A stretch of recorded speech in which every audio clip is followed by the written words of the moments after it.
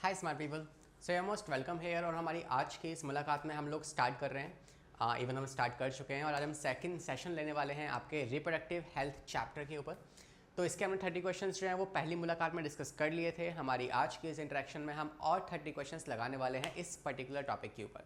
So hopefully आप इस 3000 question series के सारे सवाल लगा रहे होंगे और आपकी तैयारी भी जोरों शोरों से चल रही होगी, राइट। तो स्टार्ट करते हैं हमारे आज के सेशन को विदाउट वेस्टिंग एनी टाइम और सवाल नंबर 1 के साथ आगे बढ़ेंगे। मगर आपको पता है क्लास का रूल क्या होता है, सवाल को खुद से देखना है, उसको एनालाइज करना है और इसका आंसर खुद से देना है, राइट। नहीं आता है फिर इसका आप सॉल्यूशन प्रॉपर्ली देख रहे होंगे और मैं कोशिश करता हूं कि यार सॉल्यूशन के साथ साथ मैं आपको पूरा टॉपिक भी रिवाइज करा दूं, राइट। तो स्टार्ट करते हैं हमारे सबसे पहले सवाल के साथ and question number 1 is in front of you. Give it a shot by yourself, खुद से एक बार अटेम्प्ट कीजिए, फिर हम साथ में इसको सॉल्व कर ही रहे होंगे, राइट। तो कह रहा है full name of gift. Now gift या जिफ्ट इसे जो भी पढ़ते हैं, बट ये कोई एक वो वाला गिफ्ट नहीं है जो तुम अपने है ना बेस्ट फ्रेंड को देते हो। तो it's like a gift, basically ये एक प्रोसेस का नाम है, ठीक है। तो पहले खुद से आपने क्वेश्चन को होपफुली आपने अटेम्प्ट कर लिया होगा, राइट। सो ये जो गिफ्ट है क्या होता है, लेट्स टॉक अबाउट दिस। तो सॉल्यूशन की बात करें, so GIFT stands for, G stands for gamete, I stands for intra, F stands for fallopian and T stands for transfer, right. तो ये एक ऐसा प्रोसेस है जो कि उन फीमेल्स के लिए अप्लाई किया जाता है जो बेसिकली ओवम नहीं बना सकती। तो अगर कुछ फीमेल्स हैं उनकी बॉडी के अंदर उनकी ओवरीज जो हैं अगर वो ओवम को बनाने में इनकैपेबल हैं, तो इन दैट केस हम क्या कर सकते हैं, किसी डोनर का ओवम लेके उसको उसकी फीमेल की फेलोपियन ट्यूब के अंदर ट्रांसफर कर सकते हैं। बिकॉज उसके अंदर स्पर्म तो आ रहा है लेकिन ओवम नहीं है, जिसे फर्टिलाइजेशन नहीं हो पा रहा, तो हम उसको ओवम गिफ्ट कर सकते हैं। तो आप उसको ऐसे भी याद कर सकते हैं, गिफ्ट का मतलब क्या होता है कि हमने उसे एक ओवम गिफ्ट कर दिया, ठीक है। तो फॉर एग्जाम्पल इफ़ आई से जस्ट फॉर एन इंस्टेंस कि ये अगर यूट्रस है and these are fallopian tube and this is ovary, जिसने ओवम को रिलीज़ किया होगा, राइट। तो अब देख सकते हैं कि यार जो ओवरी है वो ओवम को नहीं बना पा रही है, इस वजह से हम क्या करेंगे, एक निडल की मदद से हम यहाँ पे एक ओवम इस पर्टिकुलर फीमेल को गिफ्ट कर देंगे, राइट। तो वी कैन से ये क्या है, ये डोनर ओवम है। डोनर ने एक ओवम हमें दिया, हमने उस ओवम को इसके अंदर ट्रांसफर कर दिया। So this process is called as gamete and which gamete, ovum specifically, है ना। ज़्यादातर हम इसको ओवम के लिए इस्तेमाल करते हैं। सो ओवम इंट्रा फेलोपियन ट्रांसफर, हमने इसको फेलोपियन के अंदर ट्रांसफर कर दिया है, फाइन, सुपर इजी। तो हम कह सकते हैं option number which one is the correct answer, gamete intra fallopian transfer, option number A is the correct answer, done. तो ऐसे आपके पास और भी बहुत सारी शॉर्ट फॉर्म्स अगर आपको याद हो तो, for example we have the GIFT, right. हमारे पास होती है IUT, हमारे पास होगी ICSI, we have AI, we have GIFT, fine. तो ये सारे नाम आपको एनी हाउ आने चाहिए, इन सबके मतलब भी आपको पता होने चाहिए और इन्हीं को मिला के आप कहते हो क्या, ART, which is assisted reproductive technology, है ना। दिस स्टैंड्स फॉर एसोसिएटिव और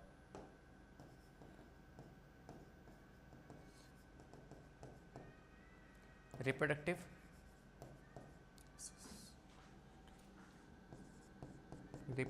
technology, fine. So this is what the correct answer for this question. आते हैं नेक्स्ट क्वेश्चन पे, क्वेश्चन नंबर 2।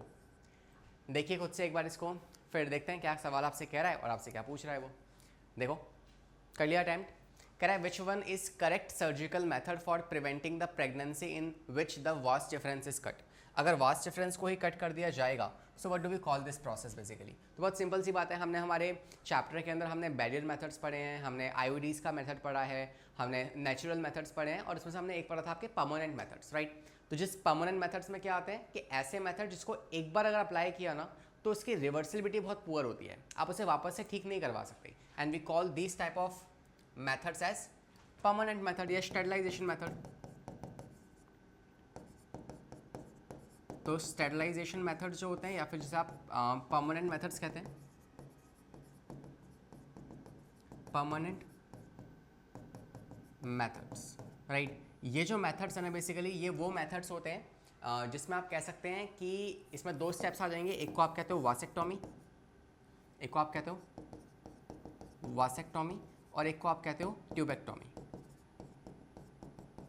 तो vasectomy is for what, this is for males, जहाँ पे हम वास डिफरेंस को ब्लॉक कर देंगे, blockage of vas deferens in male, ठीक है। And this one is for female, जहाँ पे हम क्या करने वाले हैं, जो ओविडक्ट है उसका जो एम्पुला वाला पार्ट है, because ampulla is actually the site of fertilisation, तो हमें उसी जगह को रोकना है। तो हम क्या करेंगे, हम एम्पुला वाले पार्ट को कट करके टाई करके उसे ब्लॉक कर देंगे। तो कैन से blockage of ampulla isthmic junction, ampulla isthmic junction of female या ऑफ फैलोपियन ट्यूब।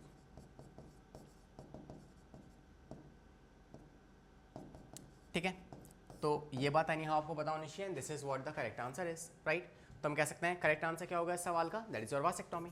देन बाकी आपको पता होना चाहिए कि यार हिस्टेरेक्टोमी क्या होता है, this is nothing but surgical removal of your uterus, कि किसी कारण की वजह से मान लो यूट्रस में ही कैंसर हो गया तो उस यूट्रस को निकालना पड़ेगा, तो that process is called as hysterectomy. Castration क्या होता है, जब हम टेस्टिस को बाहर निकाल देते हैं, है ना। लाइक जो आपके पास कुछ ऐसे अग्रेसिव एनिमल्स हैं जिसमें से हमें अग्रेशन कम करना है, तो उनके टेस्टोस्टेरोन लेवल को कम करना है, तो उसके लिए हम उनकी टेस्टिस को काट देंगे। ठीक है, सीम्स वेरी क्रूअल, मगर हाँ ऐसा होता है। तो वी कैन से ये होगा आपके पास surgical removal of testis, removal of testis, and this one is what, removal of surgical removal of uterus. तो ये यूट्रस का रिमूवल होता है, उसे कहते हैं। फाइन, तो और ओविरेक्टोमी क्या होगा, this is the removal of ovaries, removal of ovaries, right. अगर ओवेरियन कैंसर हो जाए तो हमें ओवरीज को निकालना पड़ेगा ना, तो option number C is the correct answer. आते हैं थर्ड क्वेश्चन पे, सेइंग दैट गिफ्ट, जो कि आप जानते हैं कि गैमीट इंट्रा फैलोपियन ट्रांसफर हमने अभी भी सीखा है, ठीक है। Mixes the egg and sperm in what, तो अगर गिफ्ट प्रोसेस के थ्रू आप जा रहे हैं ना, तो वहाँ पे एग की और स्पर्म की जो मीटिंग होने वाली है वो कहाँ पे होगी, क्या वो टेस्ट ट्यूब में होगी, क्या वो यूट्रस में होगी, क्या वो फैलोपियन ट्यूब में होगी, या फिर वो कहीं और होने वाली है।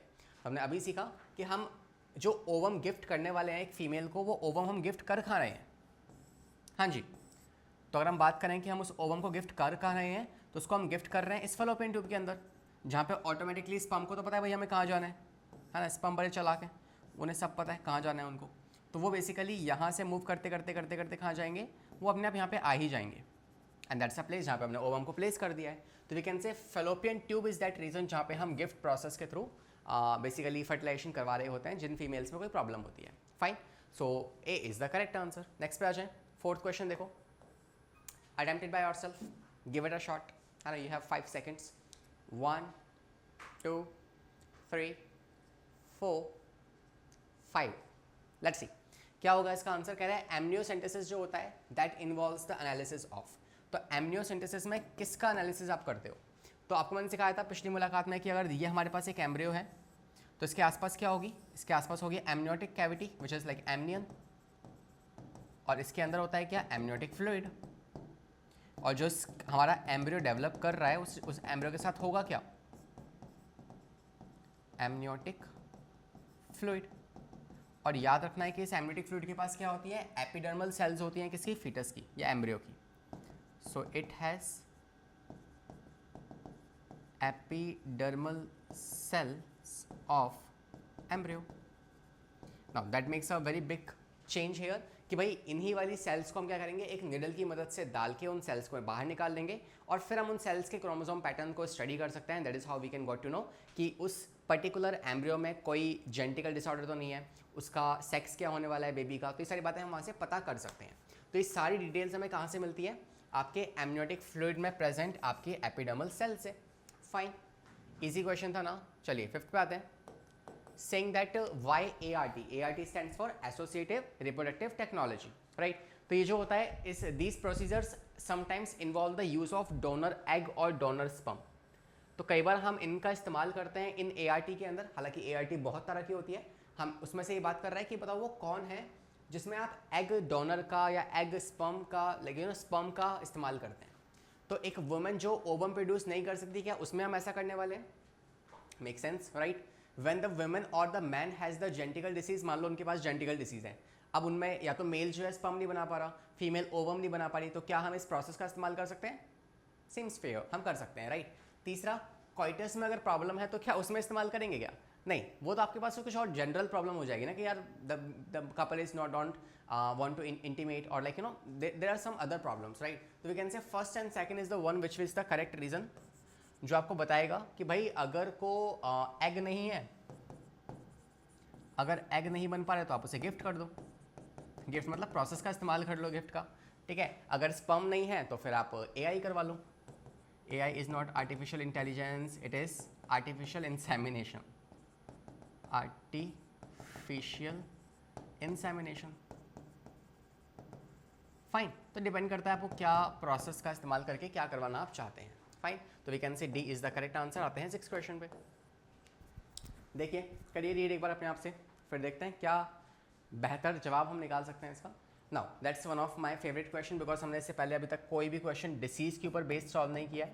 तो ये पहला सवाल है इस चैप्टर का जहाँ पे हम डिसीज़ के ऊपर बेस्ड क्वेश्चंस करने वाले हैं। And after this slide I have a chart for you.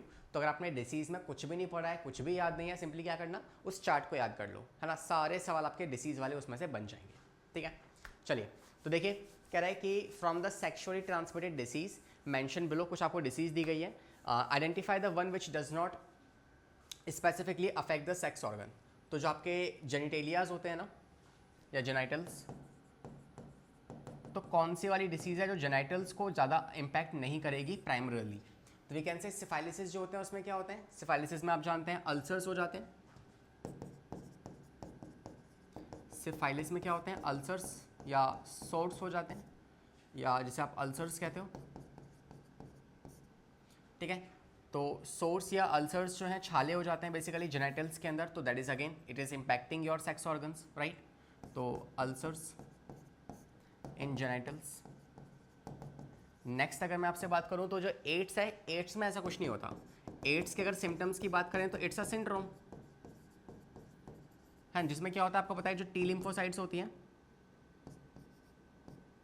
T helper cells जो होती है ना, इनका काउंट जो होता है वो कितना हो जाता है, लेस देन 20 मिलियन, या सॉरी 200 पर mm³ ऑफ ब्लड। तो अगर इससे भी वैल्यू कम हो जाएगी ना, तब इन दैट केस हम कह सकते हैं कि एड्स हो गया है। और इसमें सिंड्रोम है, मतलब मल्टीपल डिसीज जो आपके आसपास प्रेजेंट है ना, वो सब अटैक कर देंगे। तो इसमें निमोनिया भी हो जाएगा, इसमें ट्यूबरक्लोसिस भी हो जाएगा, फीवर भी होगा, नोजेटिक फीलिंग होगी, वेट लॉस होगा, रात को स्वेटिंग होना स्टार्ट हो जाएगी, ये सब कुछ होने वाला है इसके अंदर। बट इसमें जेनाइटल्स के रिलेटेड कोई भी ऐसा सिम्टम नहीं है, तो we can say B is the correct answer. हाँ, ये सेक्शुअल इंटरकोर्स से फैलता जरूर है अगर कोई मल्टीपल पार्टनर्स इन्वॉल्व हो तो, बट इससे क्या कोई sex like you can say genitals के अंदर कोई प्रॉब्लम आएगी क्या? नहीं, ऐसी कोई प्रॉब्लम नहीं आने वाली। नेक्स्ट कह रहा है gonorrhoea and genital warts. Gonorrhoea जो होता है इसमें क्या होता है, इसमें आपको पता होना चाहिए कि इसमें जो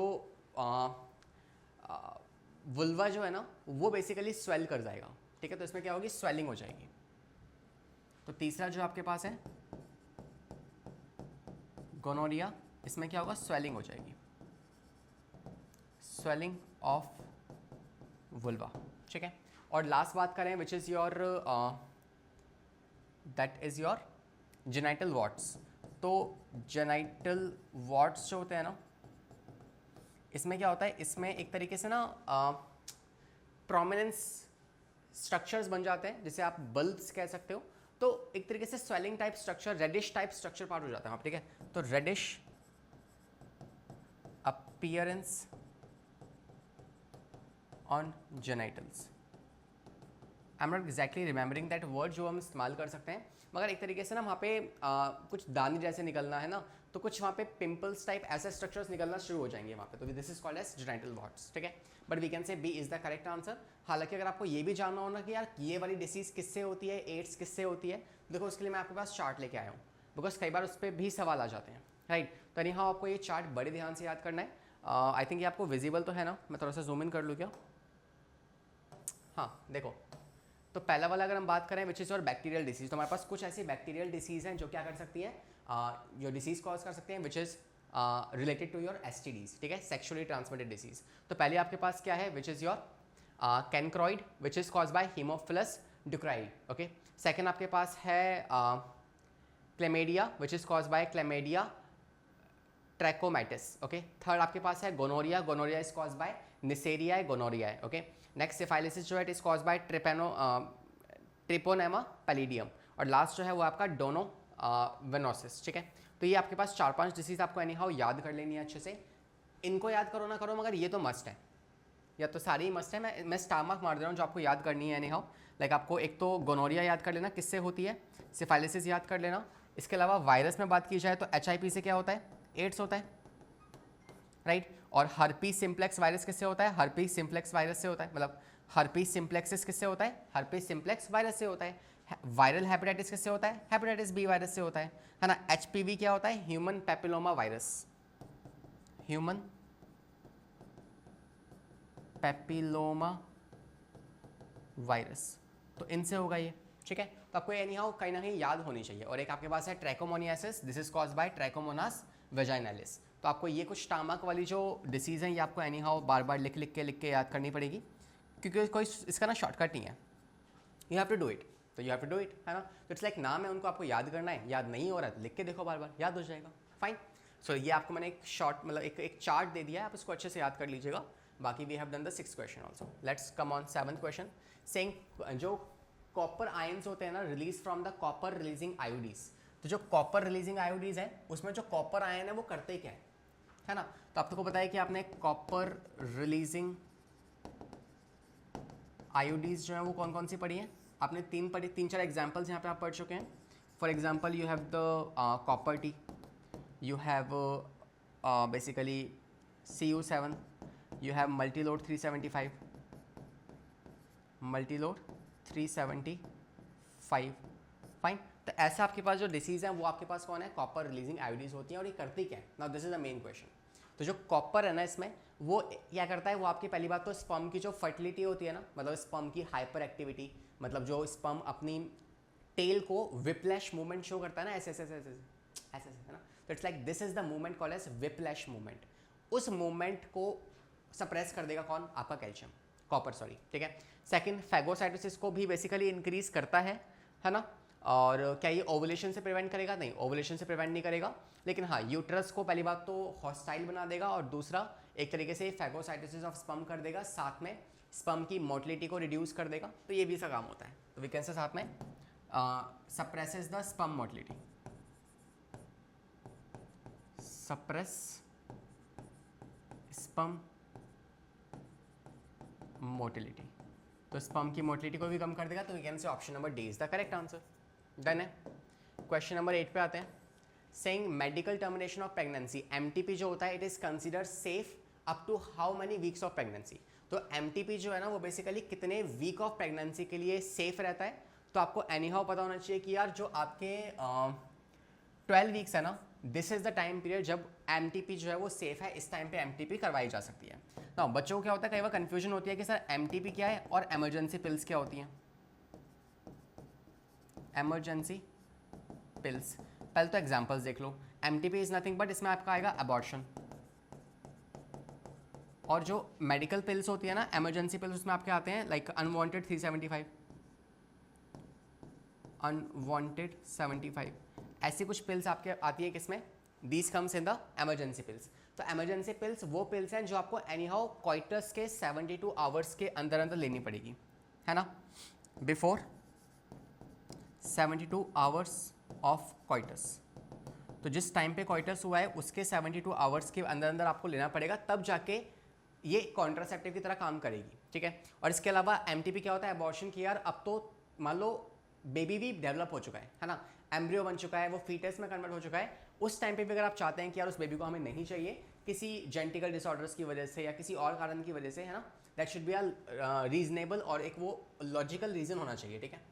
ऐसे नहीं कि नहीं चाहिए तो नहीं चाहिए, ये क्या बात होती है ना। तो अगर अबॉर्शन की बात की जाए तो ये आप कब तक करवा सकते हैं, 12 week of pregnancy, that means first trimester तक, फर्स्ट ट्राइमेस्टर या फिर 12 वीक्स ऑफ प्रेगनेंसी, ठीक है। तो आपका आंसर आएगा question number, option number C is the correct answer. आते हैं 9th क्वेश्चन पे। सेइंग ओरल कॉन्ट्रासेप्टिव पिल्स जो होती हैं वो हेल्प करती हैं बर्थ कंट्रोल में, ओके। तो जो ओरल कॉन्ट्रासेप्टिव पिल्स हैं वो बर्थ कंट्रोल में हेल्प करेंगी। तो वो कौन सी हैं आपके पास, लाइक कैसे हेल्प करती हैं, क्या वो स्पर्म्स को किल कर देंगी, तो बात कर रहा है ओरल कॉन्ट्रासेप्टिव की, और हमने ओरल कॉन्ट्रासेप्टिव में क्या क्या पढ़ा है, इसमें 3 एग्जांपल्स हमने पढ़े हैं। एक होती है आपके पास नॉन हार्मोनल, या आप जानते हैं कि combined pills, we have combined pills,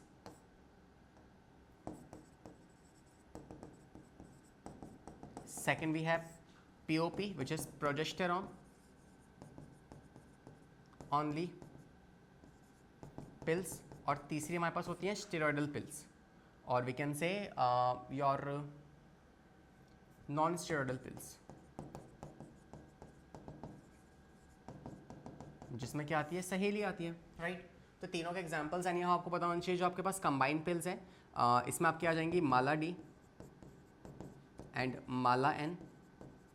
जो प्रोजेस्टेरोन ओनली पिल्स है, इसमें आपके आ जाएंगे मिनी पिल्स एग्जाम्पल्स, और इसमें एग्जाम्पल्स आ जाएंगे सहेली। फाइन, तो ये आपके पास एग्जाम्पल्स हैं, और आप जानते हैं कि ये तीनों के तीनों कैसे काम करेंगे।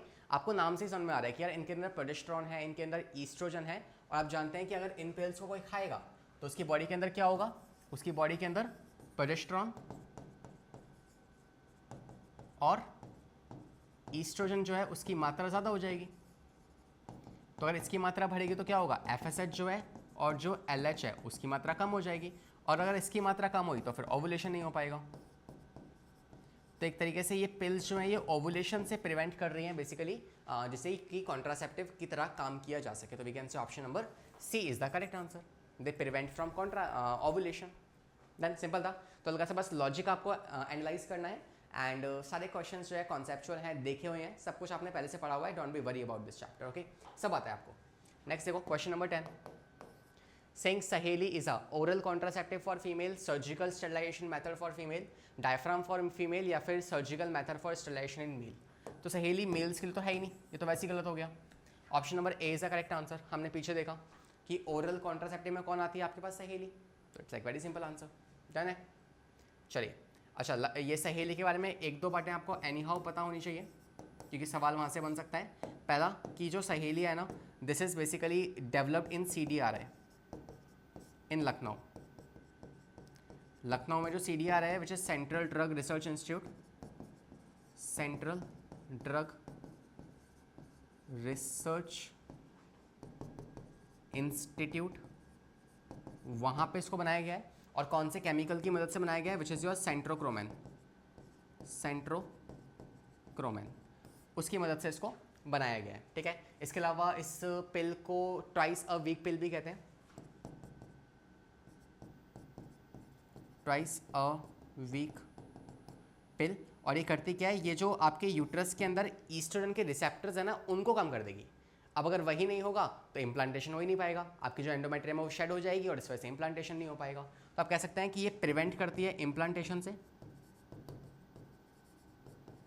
Prevent from implantation. And secondly आप कह सकते हैं कि it make the uterus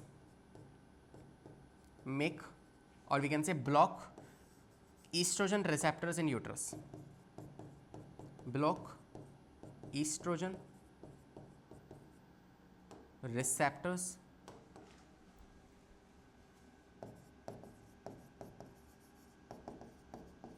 in uterus, ठीक है। तो ये आ गया आपका answer, and we can say option number A is the correct answer. Next पे आ जाएं, क्वेश्चन नंबर 11, इंडिया ने फैमिली प्लानिंग प्रोग्राम्स को कब स्टार्ट किया, या कब इस बात पे तवज्जो देना स्टार्ट किया कि हाँ यार अब हमें ज़रूरत है कॉन्ट्रासेप्टिव मेथड्स की, है ना, वरना लोग तो पागलों की तरह रिप्रोड्यूस कर रहे हैं, हमारी पॉपुलेशन जो है वो फटती जा रही है, ऐसा नहीं कर सकते, अब हमें रोकना पड़ेगा इनको। तो उस टाइम पे आज़ादी जब हमें मिली थी ना, आज़ादी के कुछ सालों बाद तक तो हमारी पॉपुलेशन ऐसे ग्रो करी थी, लाइक एक्सपोनेंशियल ग्रोथ की तरह, ठीक है।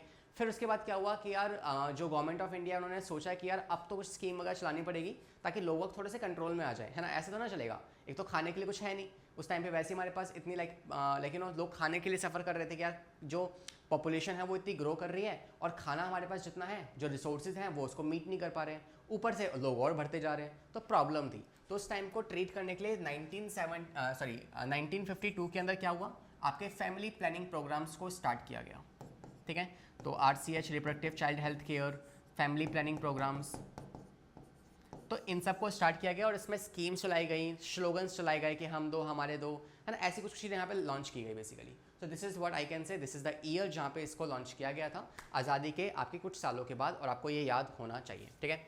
1947 में आपके पास आज़ादी मिली है, उसके बाद 1952 के अंदर आपको ये सब देखने को, मतलब ये स्कीम्स वगैरह चालू हो चुकी थी। Fine. 12th question, saying the male is directly injecting a sperm into the ovum in assisted by a reproductive technology। तो एक टेक्नोलॉजी की वजह से हम क्या कर रहे हैं, हम स्पर्म को डायरेक्टली ओवम के अंदर इंजेक्ट कर रहे हैं। तो for example if this is the ovum, इस ओवम को हमने होल्ड कर लिया, मान लो किसी तरीके से हमने इसको होल्ड कर लिया। अब क्या कर रहे हैं हम, यहाँ पे एक बायोलिस्टिक गन या मतलब एक हमारे पास इंजेक्शन होगी, एक निडल होगी, उस बहुत पतली सी निडल्स की मदद से हम क्या कर रहे हैं, उस सिरिंज की मदद से हम स्पर्म की एंट्री करवा रहे हैं इसके अंदर, ठीक है। तो यहाँ पे जब हम डायरेक्टली आपके ओवम के अंदर स्पर्म की एंट्री करवाएंगे ना, this is ovum and this is sperm, so this whole process है ना is called as ICSI which is also formed as, हम उसे कहते हैं intracytoplasmic sperm injection, ICSI which is intra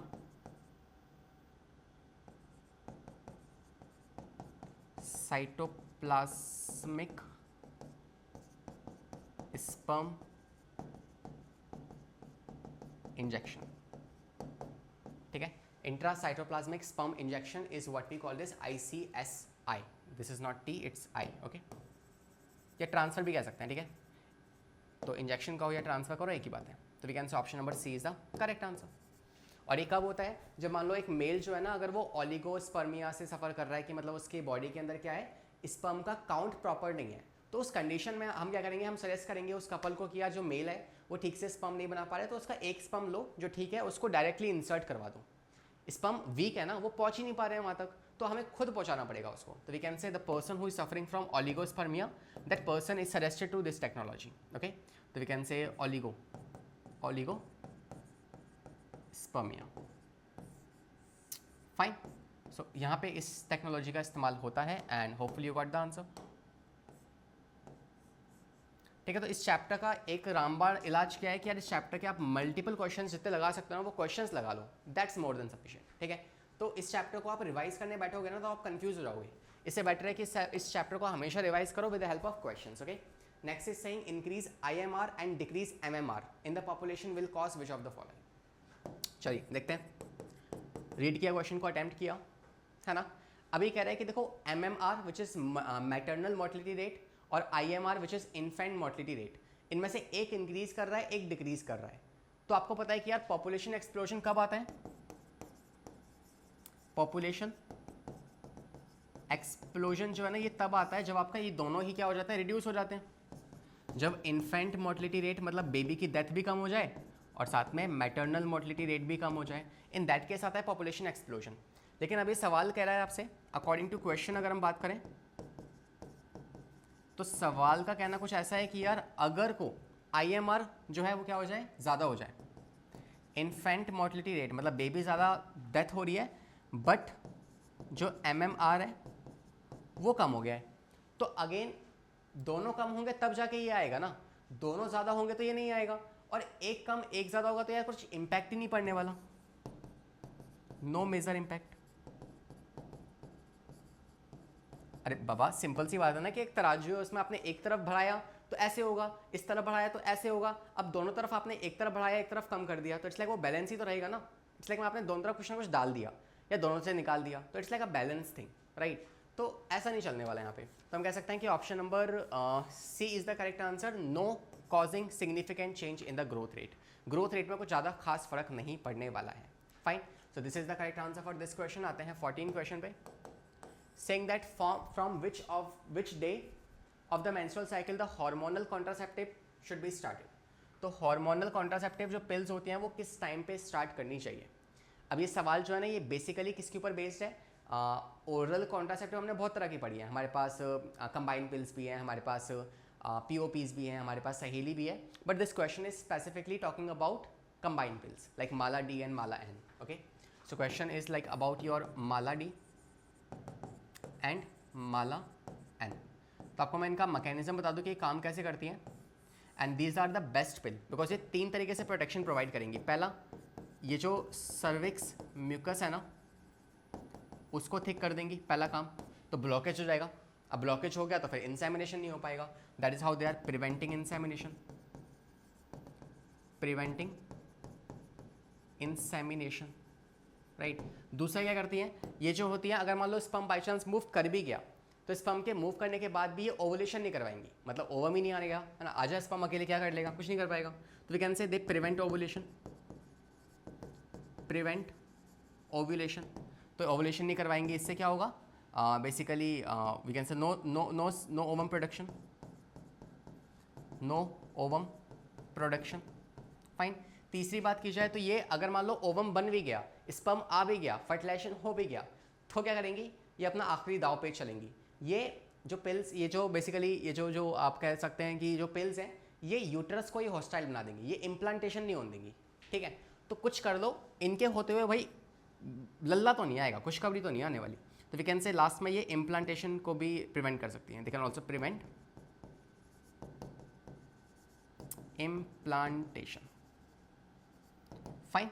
तो we can say option number, अच्छा अब कौन से दिन में इसको लेना चाहिए, तो यार इसकी जो टैबलेट की पिल्स आती है ना, लाइक जो हमारे पास टैबलेट का पत्ता आता है पूरा पैकेट, वो ऐसा होता है जिसमें क्या होती है, हमारे पास कुछ टैबलेट्स होंगी, है ना।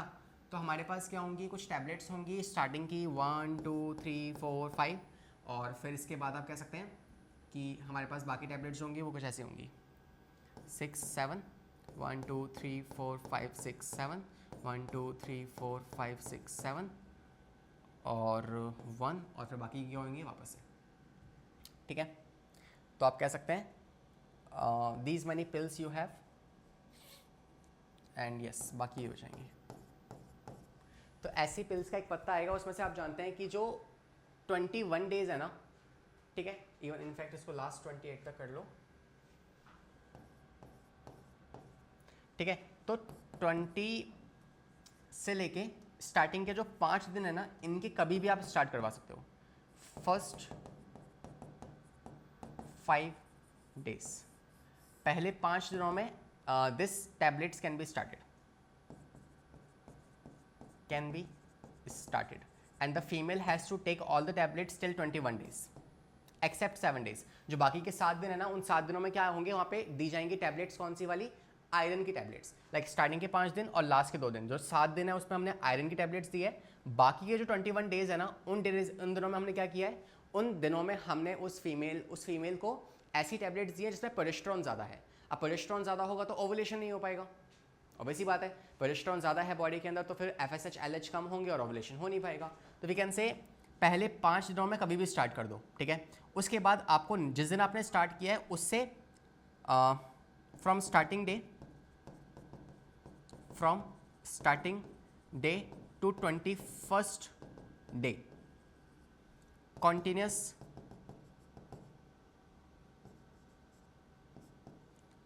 Taking of pill. तो आपको 21 दिनों तक प्रॉपर टैबलेट्स लेनी है, और फिर लास्ट के जो 7 दिन होंगे ना, 7 दिन कौन से वाले, स्टार्टिंग के 5 और लास्ट के 2 दिन, एक्सेप्ट 7 डे, एक्सेप्ट 7 डे। तो इन 7 दिनों को छोड़ के बाकी दिन टैबलेट्स लेनी है, और इस तरीके से वो इम्प्लांटेशन को या फिर आप कह सकते हैं बचा लेगी, ठीक है।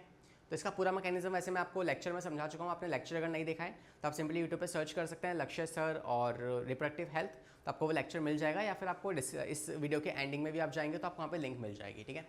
तो ये आपके पास है, and we can say what, during the first 5 day कभी भी फीमेल उन टैबलेट्स को लेना स्टार्ट कर सकती है, बिकॉज दैट्स अ टाइम जहाँ पे मेंस्ट्रुएशन पहले से हो चुका होगा, अब नेक्स्ट साइकिल स्टार्ट होने वाली है इस वजह से, फाइन।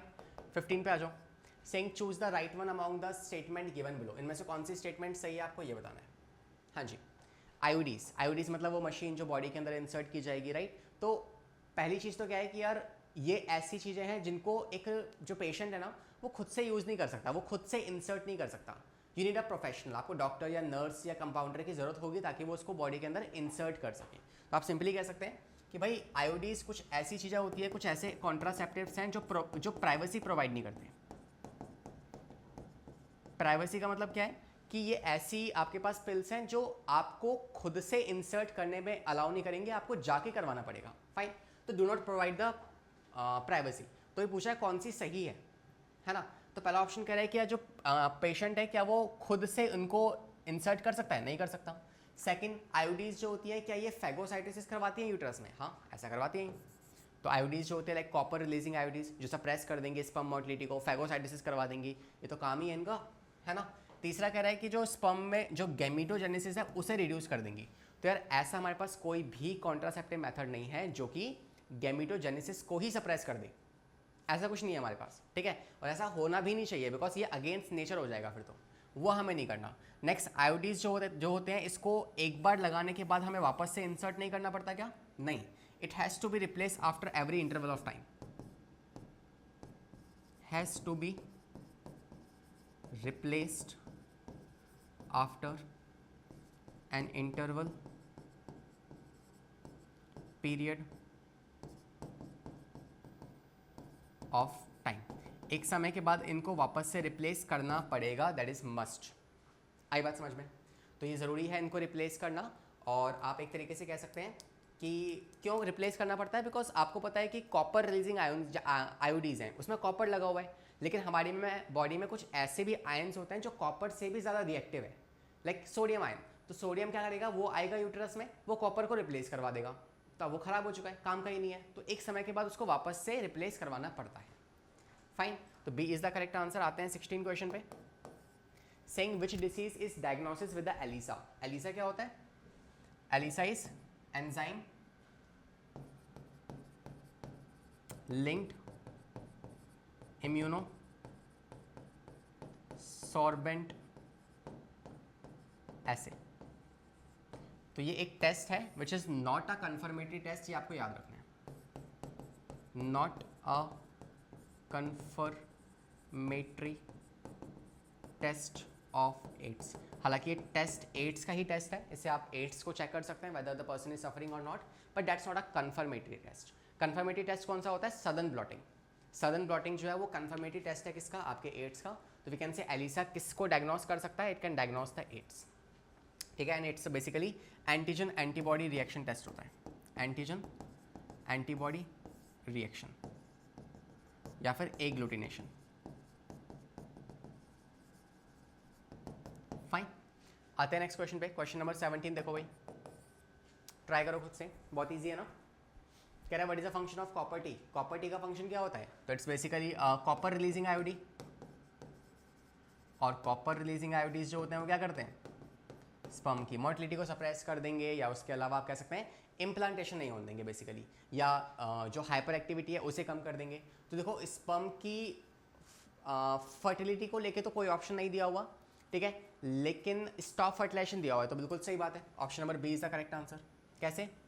आपको पता है कि यार जो आपके पास ये है ना यूट्रस है, यहाँ पे होंगी फेलोपियन ट्यूब, और ये कर क्या रहे हैं? तो जो आपके आयोडीज यहाँ पे इंसर्ट कराए गए होंगे, ये आयोडीज क्या कर रहे हैं? जो स्पर्म यहाँ पे आ रहे हैं ना, उन स्पर्म को ऊपर ट्रैवल ही नहीं करने दे रहे, उन्हें पकड़ के खींच लेता है नीचे, ठीक है। तो जो स्पर्म भाग रहे हैं उसे पकड़ के खींच लेंगे, जो भाग रहे हैं उसे पकड़ के खींच लेंगे, इस तरीके से। तो वो काम नहीं होने देंगे यहाँ पे ये। तो एक तरीके से स्पर्म को ना बेचारे को अपनी रानी, अपनी महारानी के पास पहुँचने ही नहीं दे रहे हैं, तो एक तरीके से फर्टिलाइजेशन को प्रिवेंट कर रहे हैं या स्टॉप कर रहे हैं, ठीक है। तो B is the correct answer.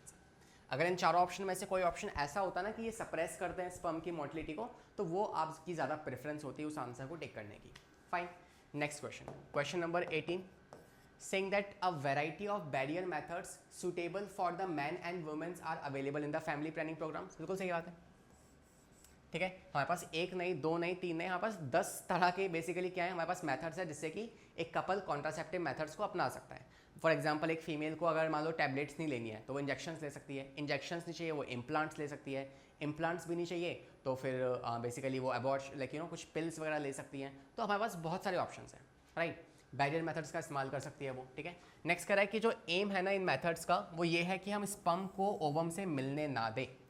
हालांकि आपको पता होगा कि यार स्टेटमेंट तो ये ठीक है, जो आपके पास बैरियर मेथड्स होते हैं ना, बैरियर मेथड्स में हम ऐसा ही करते हैं कि हम स्पर्म को और ओवम को मिलने नहीं देते, लेकिन क्या ये वाला जो स्टेटमेंट है ये इसको एक्सप्लेन कर रहा है क्या? नहीं, दोनों स्टेटमेंट्स इंडिविजुअली ठीक है मगर एक दूसरे को एक्सप्लेन नहीं कर रहे हैं, तो we can say B is the correct answer. Fine, question number 19 देखो, कह रहा है match the following column first and second STDs and carrier. आपको अगेन अब क्वेश्चन आ चुका है आपके बेसिकली डिसीज के ऊपर।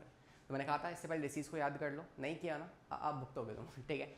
चलो आप पीछे नहीं जाना, आप खुद से ट्राई करो अब यहाँ पे, ठीक है। कह रहा है गोनोरिया, गोनोरिया किससे होगा? अब देखो आपको नहीं भी आता होगा ना तब भी आप पहचान लोगे, नाम ही इतने ईजी हैं इसके। कर लिया अटेम्प्ट खुद से एक बार, करें साथ में।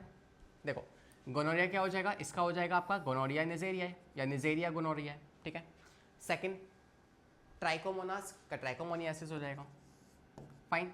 हर्पीस का हर्पीस सिम्प्लेक्स वायरस हो जाएगा, और सिफाइलिसिस का क्या हो जाएगा? ट्रेपेनोमा पैलिडियम हो जाएगा।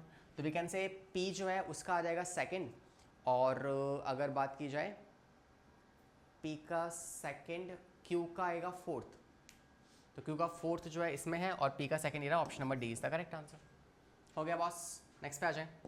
क्वेश्चन नंबर 20 देखो, saying find out the option first and second of the family planning programme, mode of family planning. Okay, सवाल आपसे आपको मैच करना है, सिंपली आप मैच कीजिए। कॉपर टी इन चारों में से क्या करेगी? वेसेक्टोमी क्या करेगी? पिल्स और कॉन्डम्स। चलिए देखें, तो आप जानते हैं कि जो कॉन्डम्स हैं these are basically acting as a barrier methods, तो एक तरीके से टेम्पररी मेथड्स होंगे, बिल्कुल सही है। और पिल्स जो हैं वो तो आपका हार्मोनल में आ जाएगा, परमानेंट में आपका वेसेक्टोमी आ जाएगा, है ना। और इंट्रा यूट्राइन में आप कॉपर टी लगाने वाले हो, और जो ये हैं ये आपके बैरियर मेथड्स हैं विच इज़ टेम्पररी। तो आप कह सकते हैं कि क्यू का फर्स्ट आएगा, एंड क्यू का फर्स्ट आपको सिर्फ बी में दिया हुआ है, which is the correct answer, right. तो अगर ऐसे सवाल आने वाले हैं तो सर हम तो फिर, है ना। तो बेसिकली इस चैप्टर में है ही ये सवाल, इट्स लाइक चैप्टर बहुत ईजी है, चैप्टर में सवाल भी बहुत लिमिटेड है, मगर जितनी ज़्यादा प्रैक्टिस आप कर लोगे ना आपके टिप्स पे हो जाएगा ये चैप्टर, फिर आपको दोबारा करने की ज़रूरत नहीं पड़ेगी, राइट। नेक्स्ट देखो, what are the major task under the reproductive and child health care. जो reproductive and child health care है विच इज़ RCH, तो RCH के अंदर मेजर टास्क हमने क्या रखा हुआ है कि भाई जो अवेयरनेस है ना, create the awareness about reproductive health among the people, लोगों के अंदर बताओ कि भाई रिप्रोडक्टिव हेल्थ भी हमारे लिए कितनी ज़रूरी है ना। क्या ये हम चाहते हैं इसके अंदर, या educate people about the reproductive process, क्या लोगों को बताया जाए कि रिप्रोडक्शन होता कैसे है। या तीसरा, establish the reproductive health care society, हम एक ऐसी सोसाइटी बनाएं जहाँ पे काम हो रिप्रोडक्टिव हेल्थ को लेके। तो हाँ यार, first and third option is correct, we can say option number D is the correct answer. Direct NCERT की स्टेटमेंट्स है, राइट। 22 पे आते हैं, कह रहा है which is not related with the reference to hormonal contraceptive pill. तो कौन सी वाली सही नहीं है? Not related to oral hormonal contraceptive pills. तो हार्मोनल कॉन्ट्रासेप्टिव पिल्स जो है उसमें क्या आ जाएंगी आपकी? सेम कुछ एग्जांपल्स आप जानते हैं, जैसे माला डी या माला एन या सहेली या मिनी पिल्स, फाइन। ये सब किस में आएंगे? ये आपके हार्मोनल कॉन्ट्रासेप्टिव पिल्स में आ जाएगी। एंड आप कह सकते हैं कि क्या ये ओवम का रिलीज को प्रिवेंट करती है? यस, आप जानते हैं इनका एक काम होता है कि ये प्रिवेंट करती हैं ओवुलेशन को, प्रिवेंट ओवुलेशन। दूसरा काम होता है इनका कि ये इम्प्लांटेशन को भी प्रिवेंट करें, प्रिवेंट इम्प्लांटेशन। तो दूसरा काम ये भी है इनका। तो दूसरा कह रहा है थिकनिंग ऑफ सर्वाइकल म्यूकस, क्या ये चाहते हैं कि स्पर्म एंटर ही ना करे? हाँ, इनका ये काम भी है कि ये इंसेमिनेशन भी नहीं होने देना चाहते। तो चाहते क्या है ये चाहते हैं बस बेबी ना आए, ठीक है, लल्ला नई खुशखबरी नहीं आनी चाहिए। तो we can say they also prevent implantation या इंसेमिनेशन। तो भाई एक तरीके से आप कह सकते हैं कि फर्स्ट वाला भी करेक्ट है, सेकंड भी सही है, थर्ड भी सही है ना। अगर देखा जाए इनहिबिट द स्पर्म पेनिट्रेशन, नहीं, स्पर्म पेनिट्रेट तो होगा, स्पर्म जो है वो वेजाइना के अंदर आएगा तो सही, लेकिन वेजाइना से सर्विक्स के थ्रू अंदर नहीं जा पाएगा। तो पेनिट्रेशन तो हो रहा है, लेकिन अंदर तक इंसेमिनेशन भी आप कह सकते हो रहा है, बट यूट्रस तक स्पर्म नहीं पहुंच पा रहे, तो पेनिट्रेशन नहीं होगा। पेनिट्रेशन तो होगा लेकिन अंदर तक नहीं पहुंच पाएंगे, तो this is the wrong statement which is the correct answer.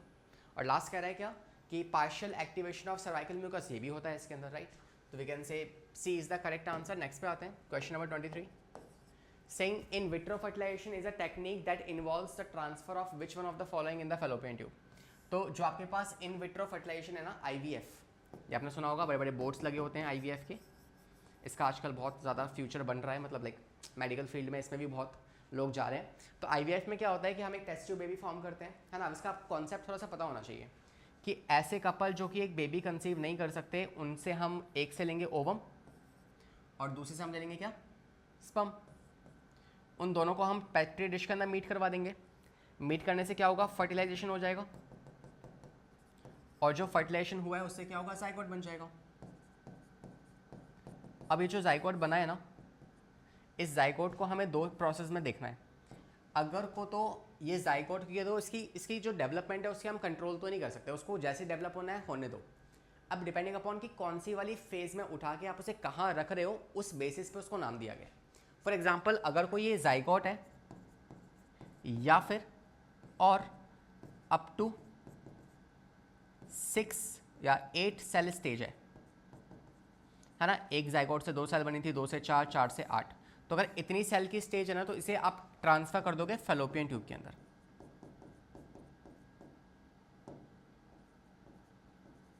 Fallopian tube में, क्योंकि वैसे भी अगर नेचुरल बेबी पैदा हो रहा होता तो 8 सेल का बेबी कहाँ पाया जाता है, फैलोपियन ट्यूब में पाया जाता है। लेकिन मान लो ये 8 सेल से बड़ा हो गया है ना, if up to 8 cell then fallopian. अगर कोई ये मोर देन 8 सेल है,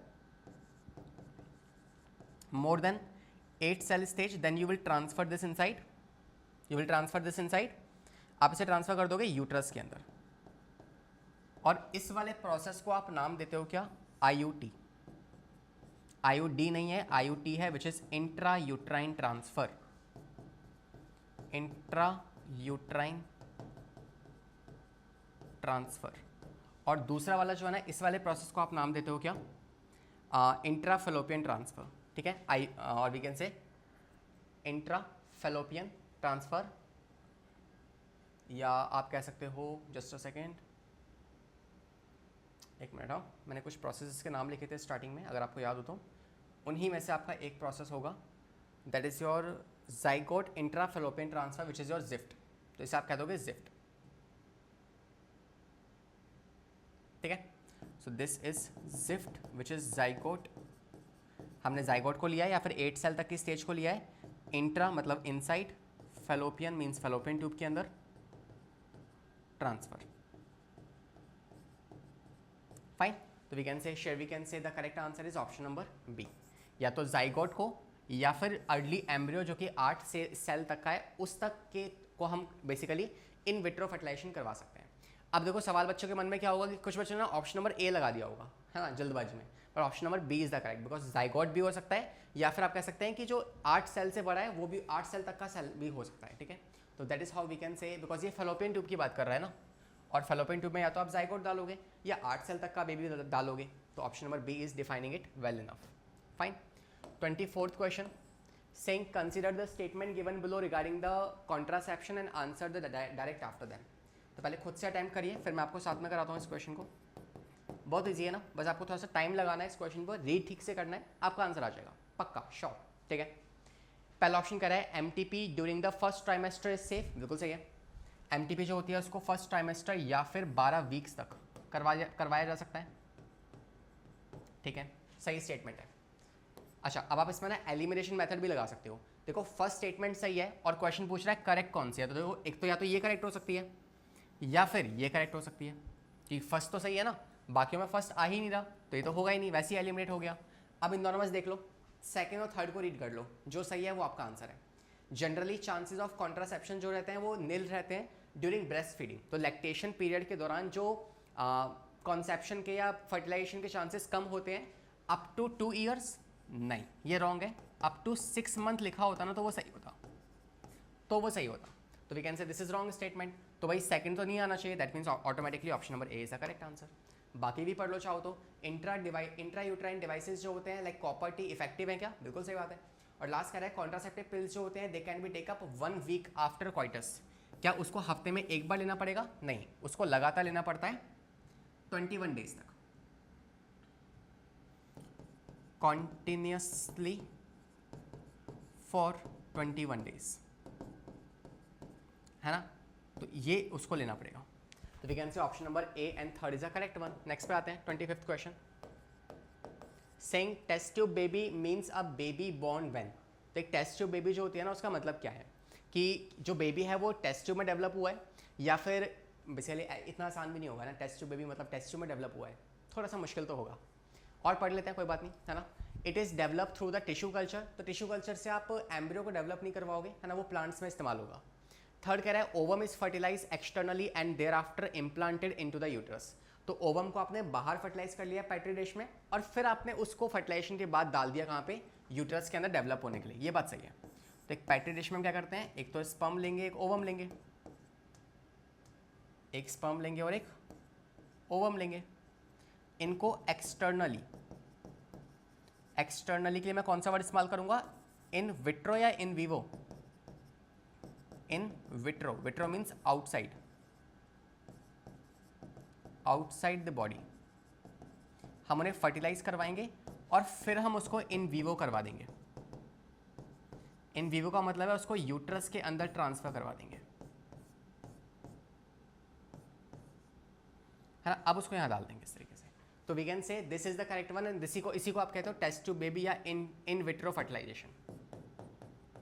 इन विट्रो फर्टिलाइजेशन, जिसे आप IVF भी कहते हो। फाइन, तो option number C is the correct answer. Next पे आ जाओ। 26th saying the family planning कब इनिशिएट हुई थी, तो आपको बता दिया मैंने ना, लाइक 1952 में ये पहली बार इनिशिएट की गई थी। नेक्स्ट आपसे कह रहा है 27th। अगेन आपको मैच करना है इन सबको, तो ये मैच करते हैं साथ में। देखें, हो गया अटैम्प्ट खुद से एक बार। देखो हर बार मैं बोल रहा हूँ कि अटैम्प्ट करो, इसका मतलब अटैम्प्ट करना है, ठीक है। डिस्क्रिप्शन में आपको नोट्स मिल जाएंगे, आप नोट्स के थ्रू रिव्यू कर सकते हैं। लेकिन यार सेशन में अगर आप देखेंगे ना, आपको बहुत सारी नई बातें सीखने को मिल जाएंगी, रिवीजन हो जाएगा। तो इट्स लाइक आप थोड़ी सी फास्ट स्पीड पे थोड़ा सा फॉरवर्ड करके अगर आप देख लेंगे ना, तो आई थिंक लाइक चैप्टर आपका ईजिली रिवाइज हो जाएगा। आपको थ्योरी पढ़ने की जरूरत है ही नहीं बॉस, ठीक है। अब देखो यहाँ पे देखो, पिल्स की बात की जाए, पिल्स क्या करती हैं आपको पता है। पिल्स जो होती हैं, अच्छा यहाँ से हमें एक ऑप्शन तो बहुत ईजिली दिख रहा है, semen contain no sperm. Semen बाहर निकलेगा मगर स्पर्म नहीं होंगे, तो वासेक्टोमी होता है ना। सी का फोर्थ, और देखो सी का फोर्थ तो बस एक ही में दिया हुआ है हो गया आंसर सॉल्व तुम्हारा। बाकी फिर भी कर लेते हैं, क्या चाह रहे हैं। कॉपर टी जो होती है क्या करती है, कॉपर टी जो होती है वो एक तरीके से प्रिवेंट इम्प्लांटेशन या prevent ovulation, so they will prevent implantation. Pills जो होती हैं ये ओवुलेशन नहीं होने देंगी, और कॉन्डम्स जो हैं these are basically prevent the sperm reaching the cervix. तो बी का फर्स्ट होना चाहिए, ए का थर्ड होना चाहिए, या option number C is the correct answer. Next 28th saying that copper ion release from copper releasing IODs। तो copper releasing आयोडी में से जब आप कॉपर आयंस को निकालते हैं ना बेसिकली, है ना, तो जब आप कॉपर रिलीजिंग आयोडीज में से कॉपर आयंस को बाहर निकालते हैं, तो it make the uterus unsuitable for implantation, या increase the phagocytosis of sperm, suppresses the sperm motility, या फिर प्रिवेंट ओवुलेशन। अब देखो ऑप्शन नंबर बी और सी में कंफ्यूजन हो सकती है, क्योंकि दोनों ही काम किसके होते हैं, आयोडीज के होते हैं। अब ऐसी दुविधा के अंदर, ऐसे धर्म संकट के अंदर, अगर आपको कोई एक आंसर टिक करना हो कि आपके आंसर आ जाए, आपका मार्क्स आ जाए, राइट, तो आप ऑप्शन नंबर सी की तरफ जाएंगे, ठीक है। This is most preferred answer. Suppresses the sperm motility is the primary function of your IUDs. तो ऐसा आप इसको समझ सकते हैं। Fine. 29th saying that the technique called as gamete intrafallopian transfer is recommended for which female। तो gamete intrafallopian transfer मतलब हम गैमीट्स को ट्रांसफर करवा रहे हैं, हम गैमीट्स को दे रहे हैं, तो मतलब ये वो वाली फीमेल्स होंगी जो गैमीट खुद से नहीं बना पा रही है, and that is how you can say the who can not produce their ovum. तो अगर वो गैमीट्स या फिर ओवम नहीं बना पा रही है, उन फीमेल्स को इस प्रोसेस के थ्रू भेजा जा सकता है, ठीक है। तो this is the correct answer. आते हैं नेक्स्ट क्वेश्चन पे, last question of this interaction, which is telling you that fetal sex can be determined by examining cells of amniotic fluid by looking what।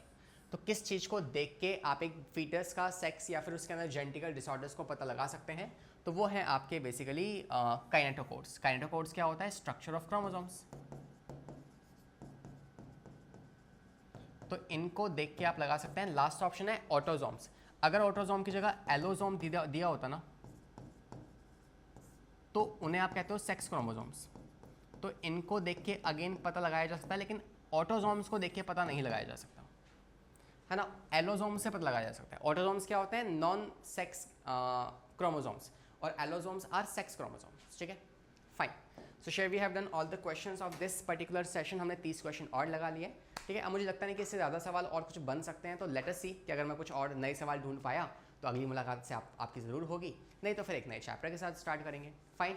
तो hopefully आप सब पढ़ाई कर रहे होंगे, पढ़ाई करते रहना भी है, बिकॉज हमारे एग्ज़ाम हमारे सर के ऊपर हैं, तो बादलों की तरह मंडरा रहे हैं, तो यार हमें ऑब्वियसली मेहनत भी करनी है, राइट। तो हम मिलेंगे हमारी अगली मुलाकात में। आप भी पढ़ाई करते रहें, क्वेश्चंस लगाते रहें, और अगर आपको कोई भी टॉपिक पढ़ना हो, कोई चैप्टर पढ़ना हो, तो चैनल पे आपके लिए पूरी प्लेलिस्ट अवेलेबल है वन शॉट्स की, आप उन्हें देख सकते हैं। And will see you in the upcoming classes. पढ़ाई करते रहें, सेफ रहें, बाय बाय, टेक केयर।